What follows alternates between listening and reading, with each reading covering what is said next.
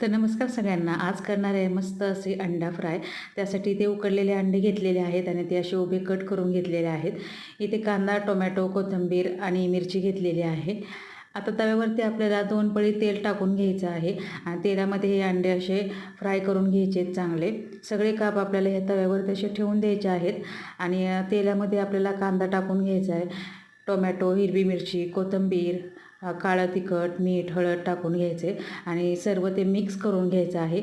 आणि ही अशी अंड्याची रेसिपी तुम्ही करून पहा, खूपच छान लागते ही अंडा रेसिपी.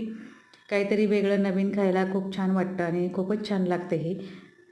आणि आता मी इथे सगळे पदार्थ एकत्र करून घेतलेले आहेत आणि नंतर हे अंडे आपल्याला पलटी करून घ्यायचे आहेत. खूपच छान लागतात बघा ही अंड्याची रेसिपी.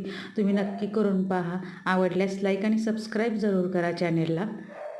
पहा किती छान झालेले आहेत, मस्त कलर आलेला आहे.